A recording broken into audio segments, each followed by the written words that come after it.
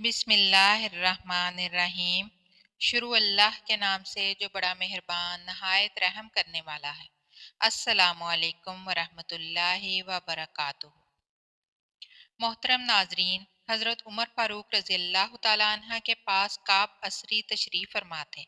एक खातून आई और आकर कहने लगी, ए अमीरुल मोमिनीन, मेरा खावंद बहुत नेक है, सारी रात तहज्जुद पढ़ता है, सारा दिन रोज़ा रखता है। और ये कहकर खामोश हो गई। हजरत उमर रजी अल्लाह तआला अन्हा बड़े हैरान हुए कि खातून क्या कहने आई है।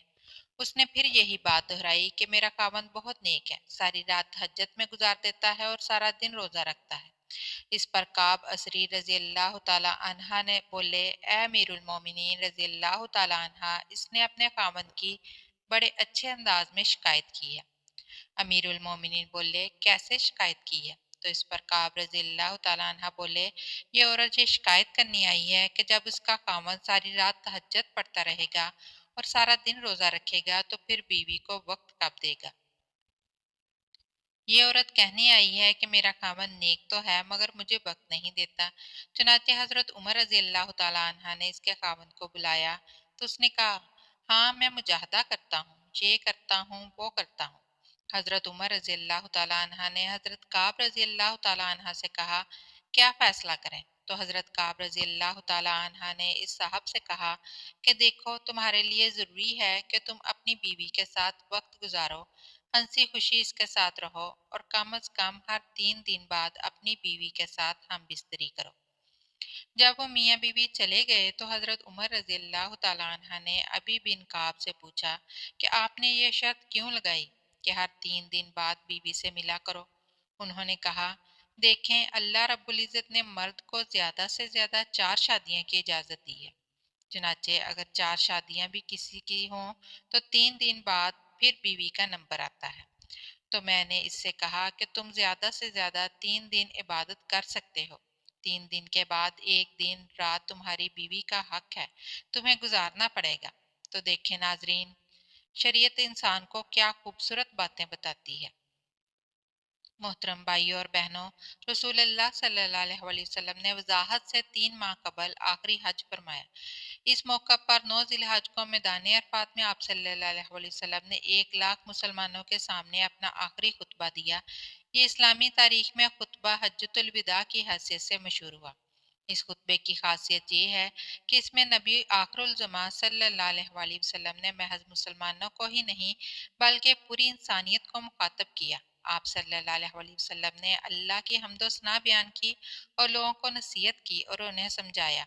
इसमें आप सल्लल्लाहु अलैहि वसल्लम ने फरमाया, सुनो और औरतों के साथ गैर ख्वाही ना करो, इसलिए कि वह तुम्हें पास कैदी हैं। तुम उनसे हम बिस्तरी और असमत और अपने माल की इमानत वगैरह के अलावा और कुछ इख्तियार नहीं रखते।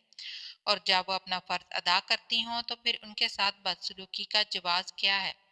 हाँ, अगर वो किसी खुली हुई बेहयाई का इर्तिकाब करें तो फिर तुम्हें उन्हें सजा देने का हक है। बस अगर वो ऐसा करें तो उन्हें बिस्तरों से अलहदा छोड़ दो और उन्हें मारो, लेकिन अजियतनाक मार ना हो। इसके बाद अगर वो तुम्हारी मती हो जाएं तो फिर उन्हें सजा देने का कोई और बहाना तलाश ना करो। सुनो, जिस तरह तुम्हारा तुम्हारी बीवी पर हक है, इसी तरह तुम पर तुम्हारी बीवियों का भी हक है। तुम्हारा हक तुम्हारी बीवियों पर यह है कि वो तुम्हारे बिस्तर पर ऐसे लोगों को ना रोने दे जिन्हें तुम नापसंद करते हो, और तुम्हारे घर में ऐसे लोगों को आने की इजाजत ना दे जिन्हें तुम अच्छा नहीं समझते। सुनो, और तुम पर उनका हक ये है कि तुम उनके लिबास और पहनने में अच्छा सलूक करो। नाजरीन, दर्द वाला हुक्म शरीयत ने इस वक्त दिया जब मियाँ और बीवी एक दूसरे को दस्तयाब हो, मगर जब किसी मजबूरी की वजह से शोहर या बीवी किसी दूसरे शहर या मुल्क में हो तो ज़ौजैन बाहमी रजामंदी से जितनी मुद्दत तक चाहें एक दूसरे से दूर रह सकते हैं। इस्लाम ने इस सिलसिले में कोई हदूद व क़यूद मुकर्रर नहीं किए और ना ज़ौजैन को मखसूस मुद्दत के अंदर इकट्ठे होने या मुबाशरत करने का पाबंद किया है।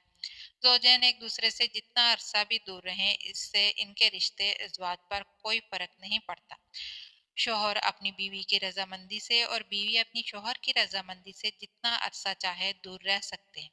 लेकिन अगर शोहर कसम खा ले कि मैं अपनी बीवी के करीब नहीं जाऊंगा और फिर 4 महीने की मुद्दत तक उनकी सुलह या रजू ना हो पाए तो अहला हो जाता है, जिससे तलाक बाइन वाक़या हो जाती है और रुजू के लिए तजदीद निकाह लाजमी होता है।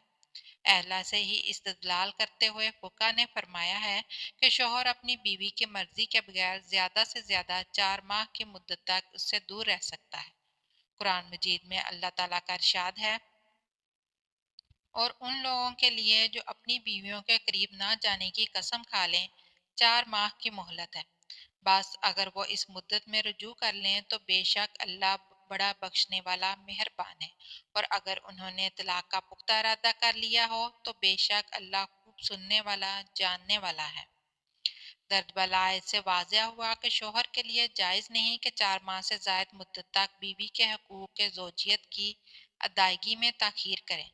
इमाम जलालुद्दीन सयूती रहमतुल्लाह अलैह ने हज़रत उमर रज़ी अल्लाह तआला अन्हा के हवाले से ये बयान किया कि आप रात के वक्त गश्त कर रहे थे तो एक घर से एक औरत की आवाज़ आ रही थी। वो कुछ अशार पढ़ रही थी। मफहूम ये था कि उसका शोहर घर से कहीं दूर चला गया था और वो उसके फ़राक में गमज़दा थी। सैयदना उमर फारूक रजी अल्लाह तआला अन्हा घर आए और अपनी जोजा से दरियाफ्त किया कि शादीशुदा औरत शोहर के बगैर कितनी मुद्दत सब्र कर सकती है। तो जोजा ने जवाब दिया कि 3 से 4 माह। आपने हुक्म जारी कर दिया कि हर फौजी को 4 माह बाद जरूर छुट्टी दी जाए, ताकि हर फौजी अपनी बीवी का हक अदा कर सके। इसलिए उलमा कराम ने मौक़िफ़ इख्तियार किया है कि अगर शोहर बगैर किसी उज़र के 4 माह तक बीवी के हकूक़ के ज़ौजियत अदा नहीं करता तो बीवी को मुतालबा तलाक और मामला खुला का हक हासिल हो जाता है।